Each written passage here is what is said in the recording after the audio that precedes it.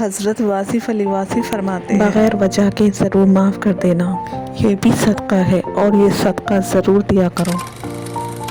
سب سے اچھا وہ ہے جس کا عیش کا زمانہ خدا پر قائم ہو۔ دعا کرو کہ اللہ آپ کی زبان کو لوگوں کے لیے نیک بنا دے۔ اگر تم نے انسان سے وفا کی ہے تو تم نے خدا سے وفا کی ہے۔ گناہوں میں مبتلا انسان کا دعاؤں پہ یقین نہیں رہتا۔ دوسروں کے درد کو اپنا سمجھنے والے کو بلند خیال عطا کیا جاتا ہے۔ بلند خیال انسان خاک نشیں ہو تب بھی عرش نشیں ہے۔ خوش نیت انسان برے قافلے میں بھی کامیاب ہو جاتا ہے۔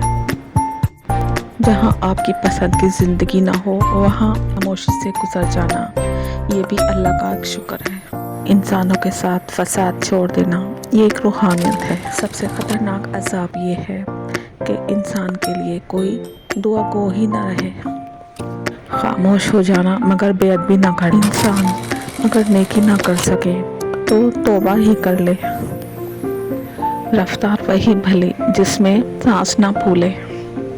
کوشش سے نصیب نہیں بدلتا، کوشش کی تو داستان ہی الگ ہے۔ خاموشی کو بولنے پر اس لیے فوقیت حاصل ہے کہ بولنا جسم کا عمل ہے اور خاموشی روح کا عمل ہے۔